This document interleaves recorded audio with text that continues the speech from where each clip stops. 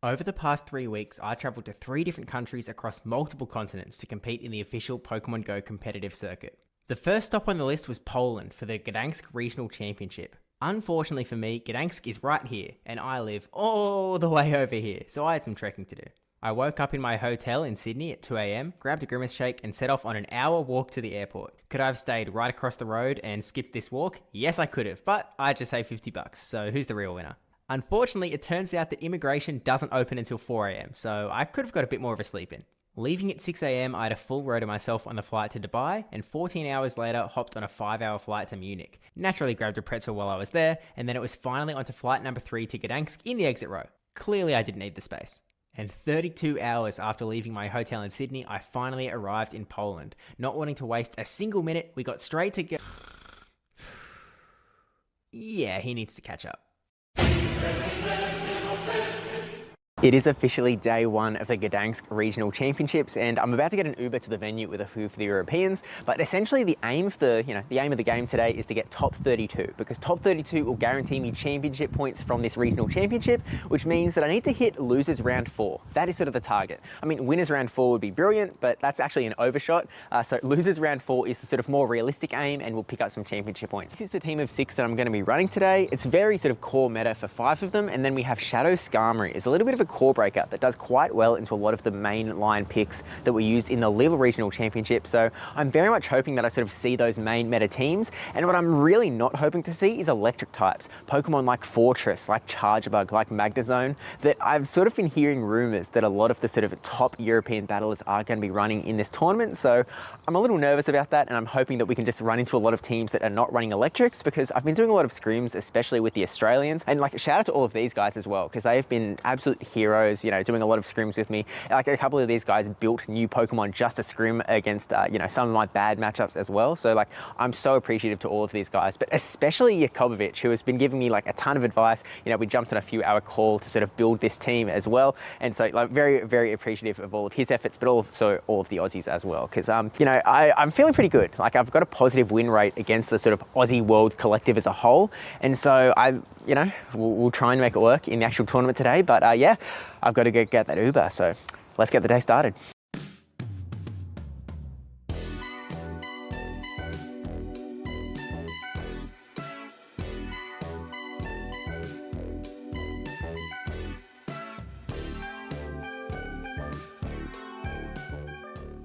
We have our very own Steve Seven coming all the way from Australia to compete in Europe for his first ever European regionals. That's right, Steve Seven. I don't know how many E's that is. Maybe that's a question for you in chat. How many E's in the name Steve Seven? Okay, very cute. So we see ZZ, who we just saw up on stage earlier on PvP Steve, who came from Australia.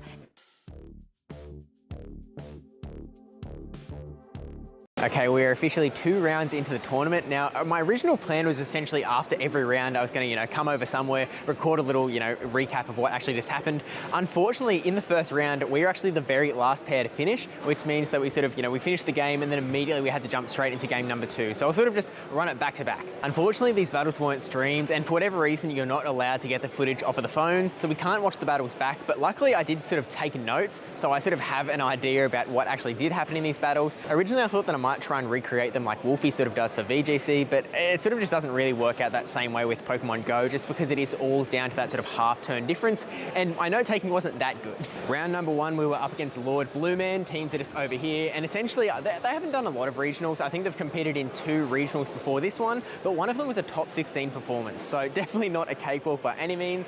And as again, we don't have the footage, but I sort of have the notes, and essentially my Kanto Marowak was very much MVP in this round. Like, game number 1, I just had a hard lead win with Marowak into Clodsire. They swapped into Dugong, and we just sort of played it out from there. And essentially, I was just sort of able to keep the advantage the entire time. It wasn't like an RPS scenario, it wasn't straight alignment, but I was just able to sort of keep energy on all of my Pokemon at once, and I was just sort of able to overwhelm them and take game number 1. Game number 2 didn't quite go my way. In fact, it was a bit of a disaster. I sort of just sacrificed my Shadow Skarmory on an altar to their Feraligatr and gave them so much energy to use against the rest of my team, and I barely saw their third Pokemon Pokemon. I only saw it because I sort of threw moves, like knowing that I was still going to lose, but just so I could find out what the full line was. And then at game number 3, we were able to sort of clutch it back in. We ran an ABB lineup with Kanto Marowak in the lead, Azumarill Dugong in the back, and they had a Mandibuzz in the lead. Obviously, we would prefer one of our Dugong or Azu to be on it instead. And so eventually, after getting a bit of energy on the Marowak, I swapped in one of these guys. They ended up swapping out of their Mandibuzz, and then, you know, the other one was able to deal with it sort of later on. Classic ABB scenario. But yeah, in the sense, that means that we sort of took the round 1 victory, which is, you know, happy days, especially because we only need to get to losers round 4. And you would think that that's a good thing, but unfortunately there was a bit of a twist of fate.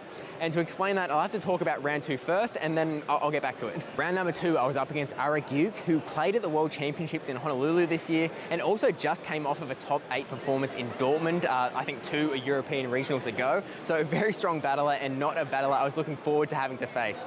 It did not go very well, so I had Kanto Marowak into Talonflame in the lead. I ended up going down a shield, and that shield disadvantage really cost me because we had sort of mirror lineups in the back with like Drapion neutral damage going on, and that one shield just was unovercomable, and so unfortunately sort of took the game 1 loss. Game 2 was even more of a disaster, and Talonflame just absolutely wiped the floor with me. I was running 3 Pokemon that actually had decent matchups into Talonflame, but their energy management was just clearly like superior to mine, and I just couldn't deal with it all at once, and was just, yeah, throwing shields left, right, and center, and unfortunately took the 0-2 loss. And this is where the twist comes in, because you would think that sort of by progressing through 1 round of the winners bracket, you would actually sort of automatically progress a bit further into losers bracket.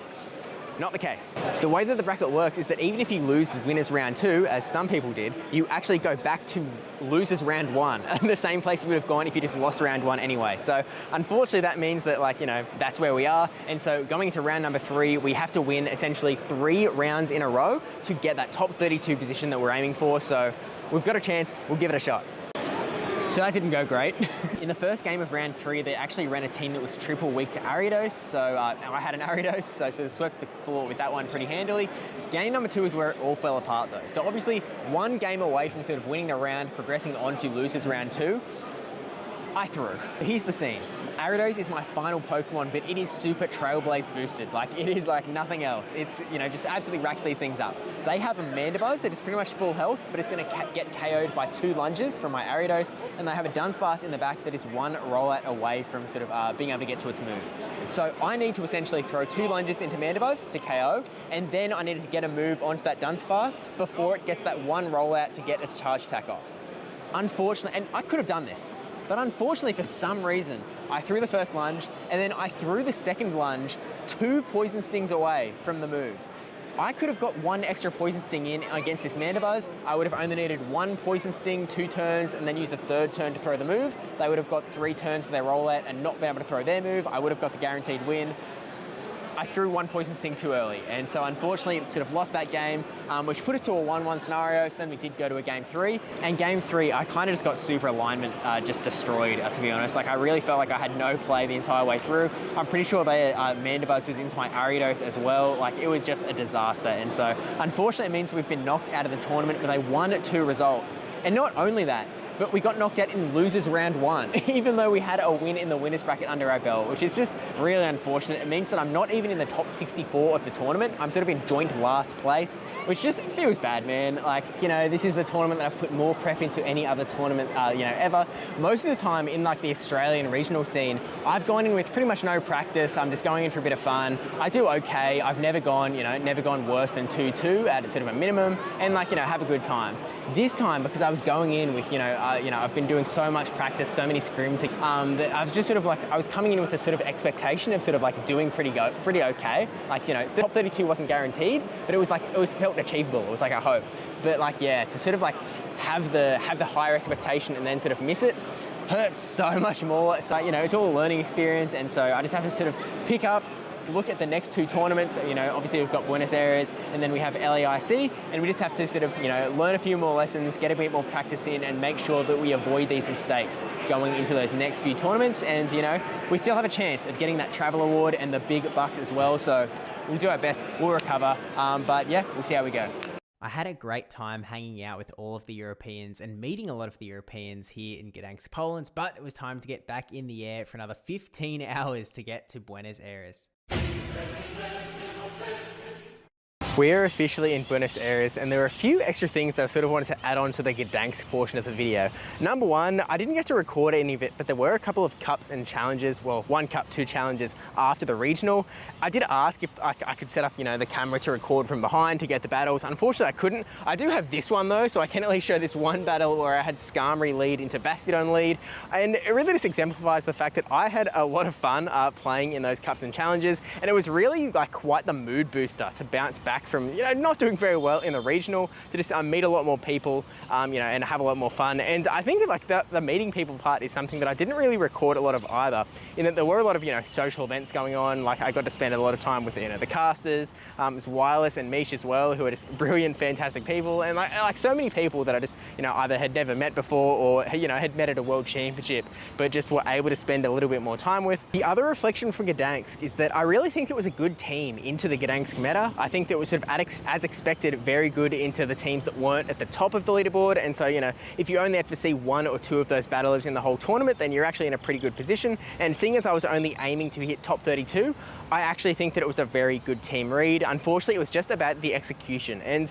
that's the point that I sort of want to, I guess I reflected a little bit more on, is that it wasn't so much that I didn't know what to do or I made really dumb plays. It was just that I sort of made blunders. I made mistakes. And it actually reminded me a lot of when I was sort of learning to play chess a year and a half ago, because the difference between my chess ability when I had a 700 elo in chess to an 1100 elo in chess wasn't about, you know, how much I knew or how much skill I had. It was just about how often I made mistakes. And so I think that the truth of the matter is that I just need to play a lot more battles, do a lot more scrims, not necessarily to learn new strategies per se, although I will, but mostly just to sort of get to the point where I make fewer and fewer mistakes. And especially that sort of rings true because Wireless, who came second in the Gdansk Regional Championship, one of the things he was sort of saying was that, you know, he felt really good about his tournament run because he didn't lose any games because of mistakes. He mainly lost games because of team composition and just his stuff he wasn't able to push through. And so that sort of really rings, you know, it rings quite loud for me. And so I really do think that I'm just going to have to do a lot more practice and try and sort of reduce the amount of mistakes I make going into the Buenos Regional Special Championship, which is, you know, it's currently Friday, so it's in 2 days from now. And I do have a brand new team. So let's take a look at that.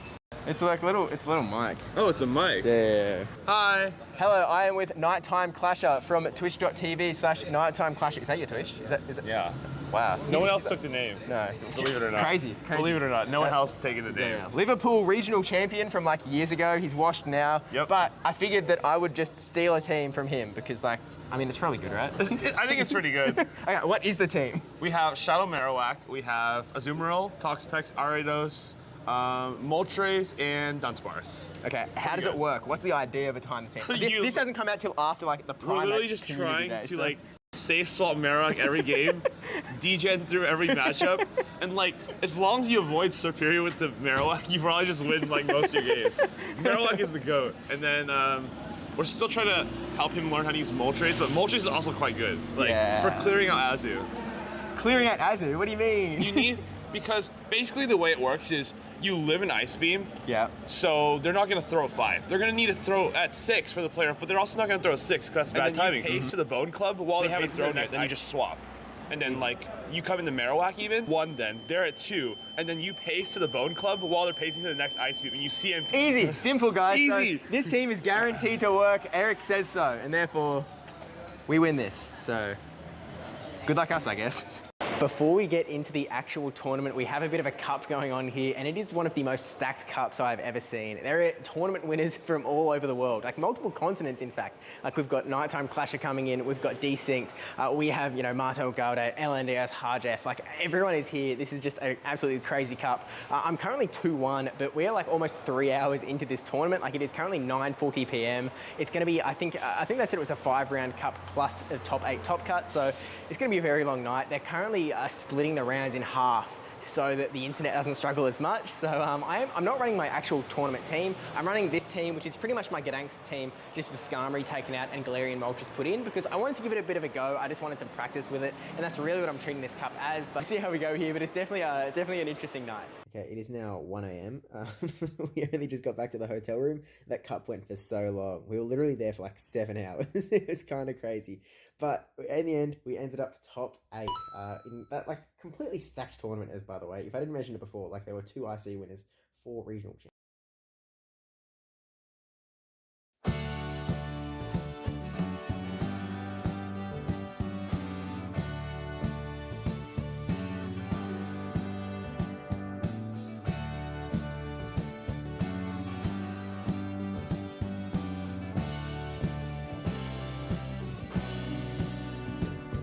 It is now like 10 p.m. and the tournament just finished up. So this has been such a slog. It has been such a long day. And Elizabethan just won the entire thing, taking the sort of invite from the Latin American tournament for Europe. He only the third person to win an out of region sort of, I keep saying regional, but like it was a special championship. So it's kind of different, but it's the same thing practically.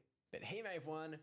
I did not so much. I went 0-2, which is kind of like, the more I'm practicing, the worse I'm doing, which is kind of like, it's unfortunate. In fairness though, both of my opponents were really, really good. Like my first opponent in round one, he's only played one Play Pokemon tournament before, and it was last year's Buenos Aires. So he's presumably a local, and he came 9th in that tournament. And you know, he did pretty well going in again today. And then in my round two, I got the bad luck in Gdansk and sort of got pushed from winners round 2 back to losers round 1. This time I went from winners round 1 to losers round 2. So I sort of got the little bit of a skip from top 58 to top 48. So I just skipped 10 possible places, I guess, equal last place. But then I had to play a guy who ended up like, I think he finished in top 8. So like, he was a very, very nice guy. And I played him a few times over the last few days as well. Like I don't know if I've really talked about it, but we've sort of been doing back-to-back tournaments. Like there was a cup and a challenge, there was a friendly tournament as well. And so as much as like I sort of lost to 2 very good opponents, and they were quite close games as well. Like we were sort of watching the battles back, a lot of the guys, and they were sort of like, yeah, you know, like, yeah, you made some good plays. And to be honest, most of them I kind of just made like one mistake, and the opponent didn't make a mistake that I could capitalize on to get all the way back. So, they were relatively decent games, I think, from my part. And I think what's really just becoming clear is that there's a lot of things that I don't know. There's a lot of work that I still need to do to actually become, you know, quote unquote good at PvP. And so I think that's sort of, it's really just paving the path forward in a sense of like telling me where to go from here, I suppose. So, you know, next week is LAIC. Today was also the Primeape Mankey Annihilate Community Day. And so we have 2 new Pokemon with Rage Fist that are going to be really good for LAIC. We've been doing a few GBLs, a few practices, a few PvPoke little deep dives. We're going to have to figure out what the meta is going to entail. And then we only have like 4 days to actually like lock in a team for LAIC. So it's going to be a tough one, but everyone is going to be in the same boat. But yeah, I guess we move on and see what LAIC brings us. P.S. Eric made like top 6 with the exact same team. So definitely the driver, not the car. One of the benefits of this Argentinian tournament being done on our own phones instead of competitive phones is that we had the footage, right? So theoretically, I could have come back and shown you all of the battles from my tournament run and sort of talk about, you know, why they were quite close battles. Unfortunately, you have read the YouTube video title already, and yeah, I don't have my phone, I don't have my footage, and so I think it's about time that we get to Sao Paulo and we sort of hear the story about how exactly that came to be. One short little flight across and it's time for LAIC. Heading in for registration on the Thursday, we pick up all sorts of goodies, you know, the hat, the pin, the card sleeves, deck box, code cards, which it turns out I was given double, and of course the Portuguese Poffin card, but little did I know that I was about to get hit with a taster of what was to come. That was almost a major disaster. When I was showing off all of the merch and stuff that we got for registering, keen-eyed viewers may have noticed that I did not show a playmat. Now, that is because I had put it down on the little countertop that we were standing next to and left it there. And then we walked away and, you know, we were going to leave. Happy days, there was Z-Tub. And so I didn't realize this, because why would I realize this until 2 guys from production sort of came over to me and were like, hey, can we like record a video of you holding the playmat? And I was like, yeah, sure thing. And so I went to my bag and I was like, there's no playmat here. And then I went, oh, wait. I never even showed the playmat on camera. The playmat's on the counter. It's like, oh. So I borrow Z-Tub's playmat. I hold it up in front of the camera. Z-Tub's currently going back to the counter while, you know, smile, move the light a bit further. Okay, and then I bolt back inside. I'm like, oh no, where is the playmat? And we get there, it's gone. And like, of course it's gone. Like, of course someone took that, right? Like why would it still be there? But then I noticed that really close by, there's a little bit of a pocket where staff are. And so I'm like, look, I'll just ask. Score 1 for me. So yeah, whoopsie doopsies. But shout out to production, because if they didn't come up to me to want to record that like little clip video, then I would have just come back to the hotel and not realized it was missing and not have this playmat. So Shadow production, I guess. But in much more important news, LAIC is tomorrow, which means that I have a third team to lock in, and this is the squad that I'm running. So this is a little bit more home built. I really like the idea of Altaria. It feels like it answers the meta quite well. It has really good matchups into the 4 apes of the apocalypse that have just joined the meta. This is the first tournament where Primeape, Annihilape, Shadow Primeape, and Shadow Annihilape are legal, and all 4 of them are really good and really powerful and really hard to actually counter.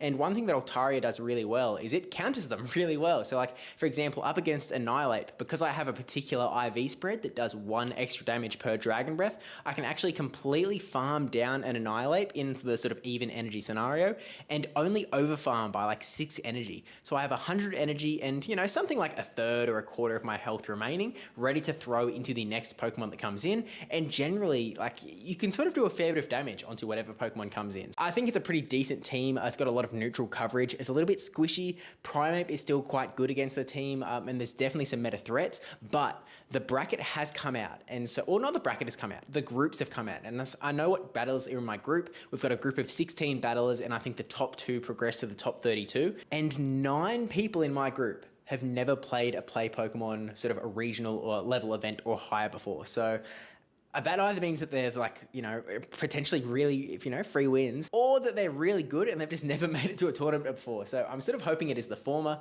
There are a lot of really good battlers in my group as well. I know Elam's in there, Emilio is in my group. So it's definitely going to be tough, but I'm going to do my best. And I haven't said it yet, but I kind of need to go for top 32 to have a really good chance of the Travel Award, which is going to be it's going to be a lot tougher. I think there's a decent chance that I come away with championship points because I only need to get to top 128, assuming that the player number sort of stays where it's at and it doesn't like drop too much from no-shows. So I've got a pretty good shot of getting championship points. I just don't know how good of a shot I have at getting the Travel Award. But this is our finals hurrah, so, you know, we'll give it our best. And, you know, this is it. This is my first international championship since OCIC. And, yeah, looking forward to seeing everyone tomorrow. But look, we'll give it a go. So wish me luck. I'm not even at the venue yet, and I just found out that I have gained 120 championship points. My first round opponent, no show, so I get a bye. Even if I lose winners round 2, my losers round opponent is guaranteed to also be a no-show because it's going to be a battle of the no-shows in the round beforehand, which means that I'm already into losers round 3. I think it's actually losers round 4 in the bracket, which means that I'm already in the top 128. I've guaranteed 120 championship points, which still means like I'm still a very far way away from the Travel Award, but hey, I mean, pretty good effort for not even leaving the hotel room. So let's try and actually get a win on the board though.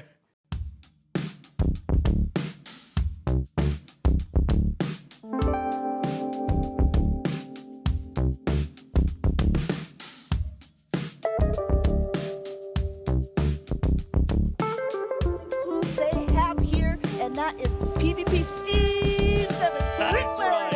And Zetar. How many E's in that name do you reckon? If you know, let us know in chat. So, I was robbed. The reason there is no more footage of me in the shirt from yesterday, because it is now day 2, is that my phone was stolen. So very cool, very unfortunate. It was on the way to the venue as well. They were super helpful here, by the way.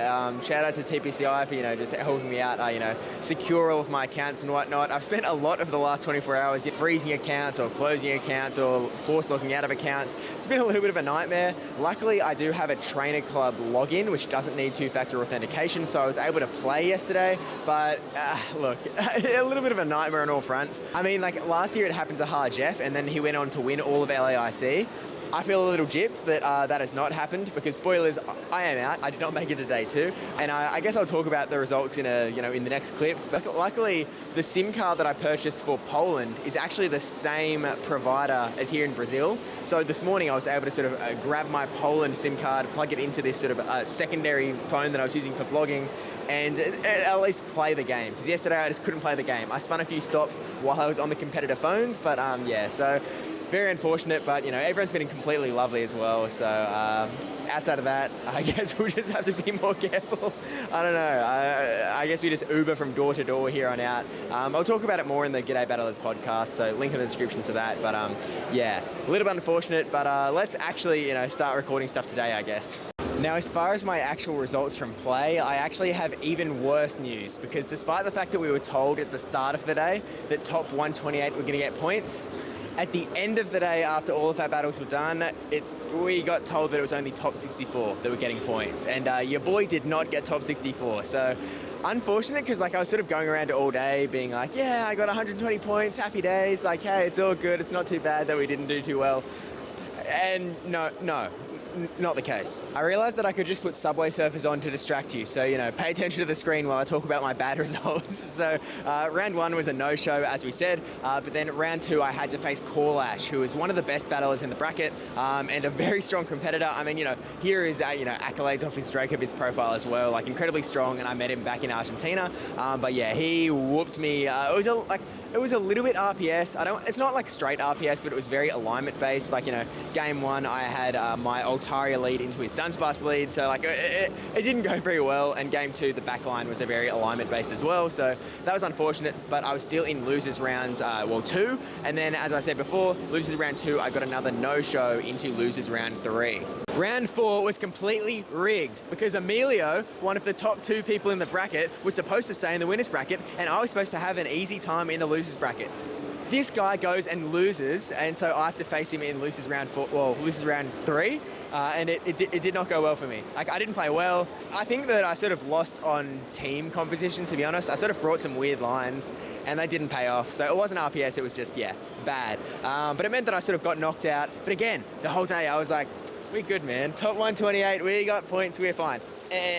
So a little unfortunate that, like, this entire trip, as far as like competitive games in tournaments, I went like 1-6, which is a little bit of a nightmare. But like, I was also doing so well in like the side tournaments and such. So like for example, the cup in Argentina, where I picked up championship points, like top 8 out of 24. And like that was, you know, I beat Marto Galde, I beat Nezabethan, and it's like, well, like, I was in form then, why not in the actual tournaments? But, you know, it is what it is. And I should probably say as well, like, even though like I went 0-2 in actual battles in this tournament, if I didn't get like straight no-show buys and they were actual, like, you know, they were the people, we would have been fine. Like, you know, I know there's some people out there, like one Rick Flareon, who is not listening to these words as I speak them, who took down just brutally a guy running 10 CP Mons in the first round.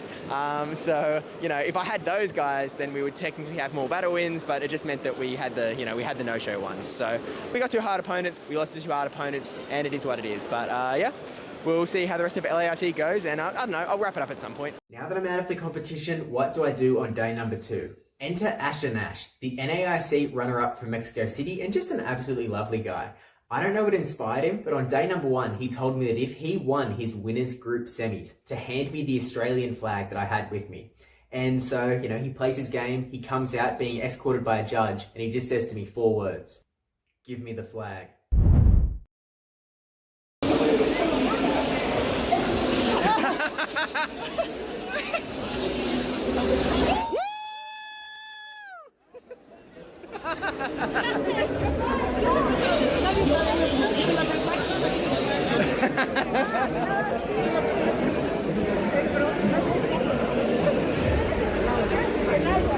Unfortunately, the flag was confiscated, but it was absolutely hilarious, and he went on to actually win his game on stream. We had dinner that night, and then I spent all of day 2 just cheering him on as he just kept winning and winning. He beat last year's LAIC champ, LNDS Harjeff. He beat the NAIC champ that beat him in the finals out of pocket. He beat the absolute losers bracket warrior, the CTU, as well as beating Colin 6 in a rematch, all the way to the top 4 of the bracket. Only 1 game away from Championship Sunday, but unfortunately fell 1 HP short and finished 4th place at LAIC. Still qualifying for the World Championships in Anaheim, and he should absolutely be super proud of that, and it was an absolute pleasure to watch. But sadly, at 2 AM the next morning, I was back on my way to Australia for a work conference, and the world tour was over. I had such an amazing time on this trip, meeting everyone across Poland, Argentina, and Brazil, reuniting with some of the Aussies, and feel that despite my poor results, I'm currently better at PvP now than I've ever been before, and I look forward to competing again in the future to prove it. Kinda wish I didn't lose my phone though.